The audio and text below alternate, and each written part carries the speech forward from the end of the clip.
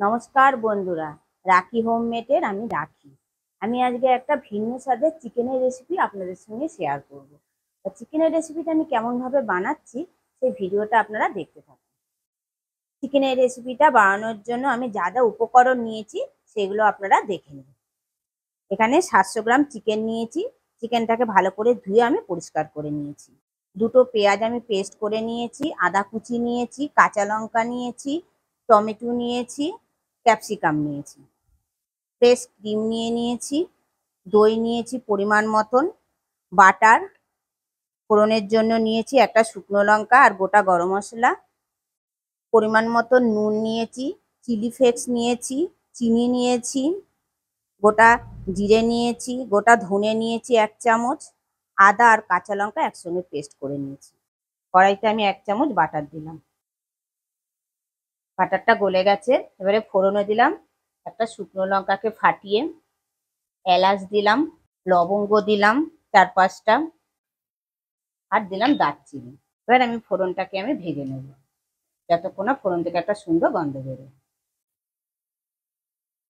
ফোড়নটাকে আমি 1 থেকে 2 মিনিট ভেজে নিলাম। ফোড়ন থেকে যখন একটা সুন্দর গন্ধ বেরিয়েছে সেই সময় আমি একটু পেঁয়াজ পেস্ট করে রেখে দিয়েছিলাম, সেই পেঁয়াজটা দিয়ে দিলাম।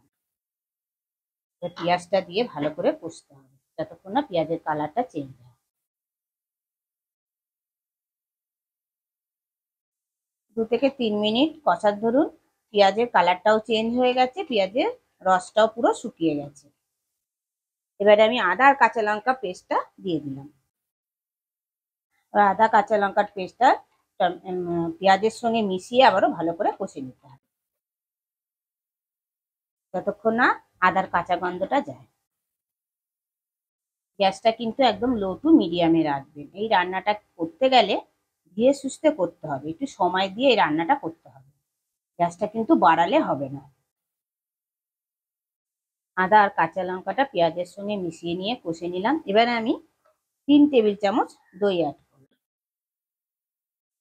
দইটা দিয়েও ভালোভাবে মিশিয়ে নিলাম। মিশিয়ে নিয়ে আবারও আমি কষে নেব।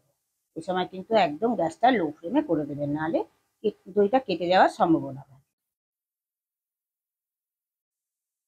দইটা দিয়েও ভালো করে মিশিয়ে নিয়ে আবারও 2 মিনিট আমি কষে নিলাম। এবারে আমি 1 চামচ ধনে গুঁড়ো দিলাম। যেহেতু দই দেওয়া রয়েছে, 1/2 চামচ আমি চিনি দিলাম আর চিলি ফ্লেক্স দিলাম। দিয়ে এবার এগুলোকে ভালো করে আবার মিশিয়ে নেবো দইয়ের সঙ্গে। মিশিয়ে নিয়ে আবার একটু কষে নেব।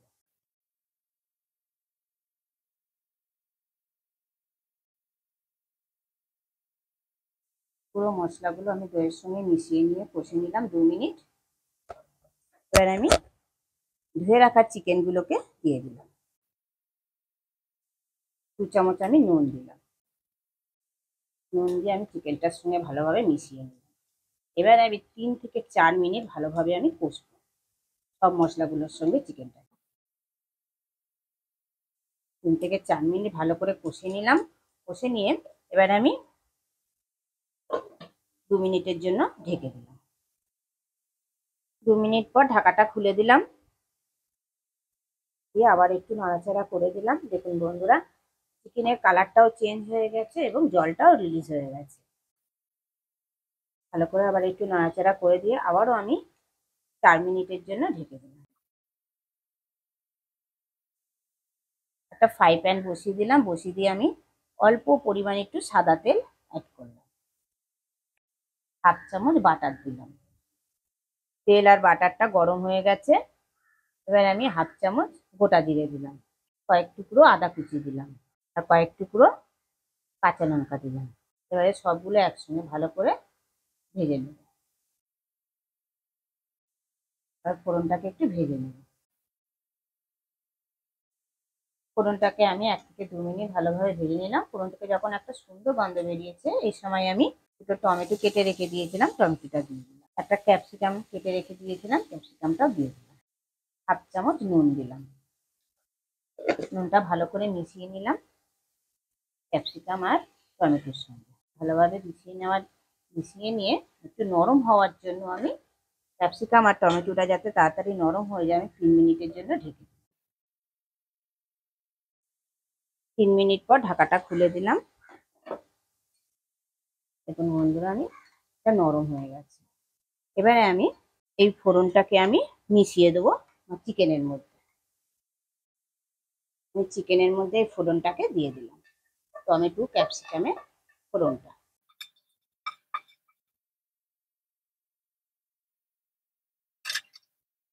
দিয়ে আমি চিকেনের সঙ্গে ভালোভাবে মিশিয়ে দিলাম।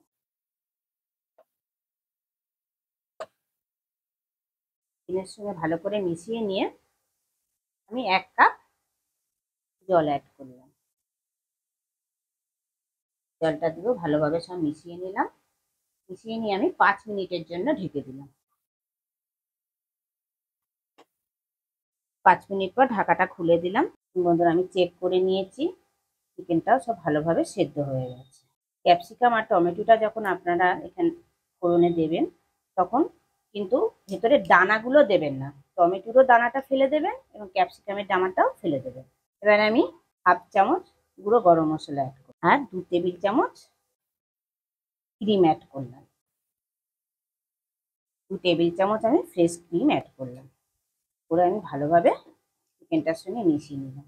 বন্ধুরা, আজকে তো আপনাদেরকে আমি বলিই নি আমি আজকে কি চিকেন বানাচ্ছি। আমি আজকে বানাচ্ছি বাটার মালাই চিকেন। চিকেনটার সঙ্গে ভালোভাবে মিশিয়ে নিলাম। মিশিয়ে নিয়ে আমি গ্যাসটা অফ করে দিলাম। দিয়ে আমি আরো 2 থেকে 3 মিনিট স্ট্যান্ডিং টাইমে রেখে দিলাম। 2 থেকে 3 মিনিট স্ট্যান্ডিং টাইমে রাখার পর ফিরে এলাম। দেখুন বন্ধুরা, দেখতে কতটা লোভনীয় হয়েছে, তাহলে খেতে কতটা সুস্বাদু হবে। আমার চিকেনটা, আমার বাটার মালাই চিকেনটা আমার পরিবেশনের জন্য অলমোস্ট কমপ্লিট। মালাই চিকেনটা আমার পরিবেশনের জন্য কমপ্লিট। খেতে অত্যন্তই সুস্বাদু হয়েছে। ভিডিওটা যদি আপনাদের ভালো লেগে থাকে, কমেন্টে অবশ্যই জানাবেন, লাইক আর শেয়ার করে দেবেন। আর আমার চ্যানেলের কেউ যদি নতুন বন্ধু হয়, চ্যানেলটিকে সাবস্ক্রাইব করে দেওয়ার অনুরোধ রইল। পাশে বেল আইকনটা প্রেস করে দেবেন নতুন নতুন ভিডিও দেখার জন্য।